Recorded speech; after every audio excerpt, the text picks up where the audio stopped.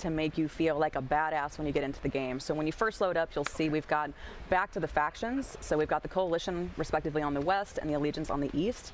And so you can kind of see my default kind of strike team here. And as you go in and actually select your operator, you can get a little. And this, I mean, obviously we have some stuff locked here, but I'm gonna roll. I think that guy looks like a badass. D-Day. They all look pretty badass. I like Zane personally. Yeah. So my two favorites, Zane. Yes. Yeah. I mean, look, he's got a tactical poncho. Is that what that's called? That's yeah. Before I get yelled at by Joel, it's not a cape. It's not a cape. It's not a cape. Not a cape. Tactical poncho. But moving forward from operators, the actual creator class system. This is where things get really, really interesting to me, because the first thing to note, pick 10 is no more. Yeah.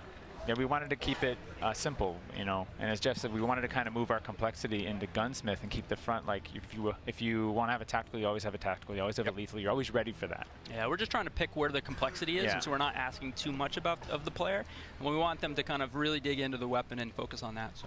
Well, where a lot of the customizable options comes is the gunsmith, and Ashton's going to hop in there for us. So this is new, and this is wild, and this is awesome. Can you guys kind of talk to me about what is special and very cool about the new gunsmith feature?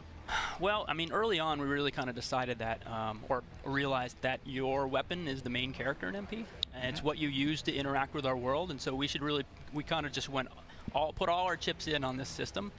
We had to convince the studio of this crazy endeavor, and we're averaging 30 to 60 attachments per weapon. Yeah. The 30 is on the pistols. It's a little harder to scrape guys with some with all these attachments, but you just use the weapon and they unlock. And to clarify, for example, if you were to pick the AK-47, right, you can change that. Like, for example, you take the stock away, all of a sudden you have the AK-74U. Actually, you can do a caliber change, short barrel, and get the AK-74U, and then you can actually do a drum mag, long barrel, muzzle brake, like ACOG, and make more of an RPD. Like, you can really, like, the guns are really flexible. Well, Ashton, what have you been building over there? What's your go-to? I mean, I'm an AK player, or an AR player. I mean, we do have an AK on here. So I'm just making kind of a newbie class. Ashton, jump to that pistol that you have on that loadout, and then go into gunsmith and then toggle it so we can rotate it around. Oh, there it is. This is the sexy shot. Yeah. And one thing as well that I'm not sure if people at home actually caught, but you actually have perks on the guns as well now. Yeah. Right. I mean, that's kind of we kind of wanted a little get out of jail free card where we didn't have to put a physical attachment on everything, but you'll find a lot of fire select stuff in there, caliber changes. And yeah, things that we don't want to make something up, right? Like, here's this knob on the side of the gun and it does this. So we wanted to have some things that were functional that weren't represented, but everything else, all the other slots, every piece is there, and we actually built all of the functionality based on real life, how it would affect the gun. I feel like I'm going to be like Tony Stark at Dash. The stuff that it looks like I'm going to be able to do with this, like just endless hours of customizing and finding the best setup, what you really like to use. It's sensational stuff. But I do want to chat then a little bit kind of about tacticals and lethals. So you mentioned when it was going away from the pick 10, one of the core things you wanted here was to make sure you had that lethal and tactical. We'll start off in the lethal side of things. It looks like mostly fan favorites from the overall series. Right. Yeah, I mean, the Thermite's a new one. Yeah, the Thermite's a good one because we have vehicles in the play space, right? You saw in the trailer we have that light tank, and like the Thermite's great. It's a fun tool. Throws kind of like a throwing knife. That looked painful. And it sticks, but it burns right through vehicles, so it's a great counter to that. Try to land one on a chopper that flies by. Yeah.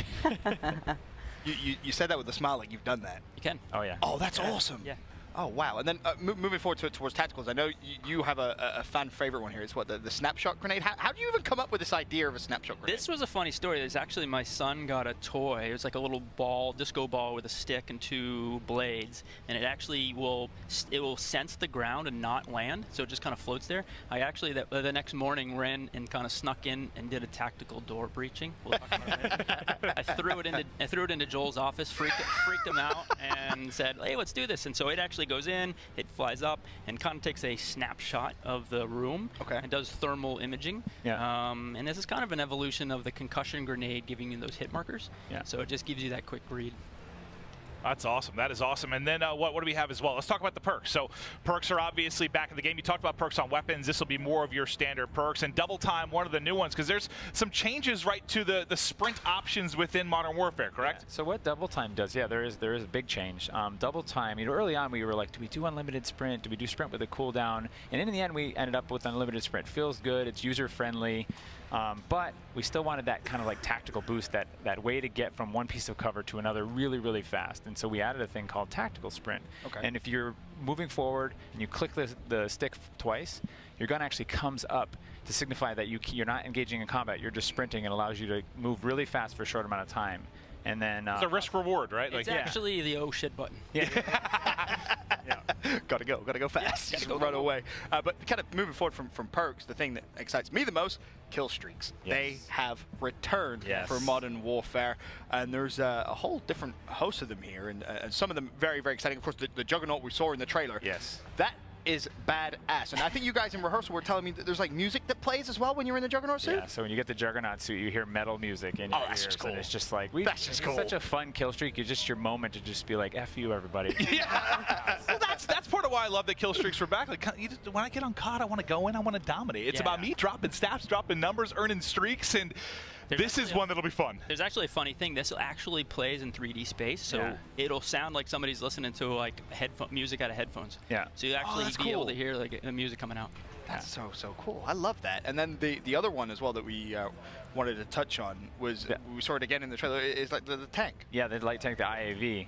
And this was another thing we pushed for to get kill streaks into the play space, and this is a cooperative kill streak. So one player mans the tank and the main cannon, and another player's up on top manning the 50 cal. Okay, so you need. And some of our bigger maps, you can play these this. are only on some of the maps, and if you have it equipped, then we on a smaller map, we'll swap you out with a smaller one we call the Wheelson. Yeah.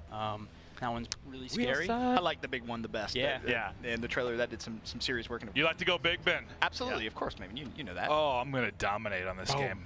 I've got a feeling. That is going to be so fun. But all right, it's been very cool to have Ashton kind of showing us through the actual setup of it, but I'd love to actually hop into a game.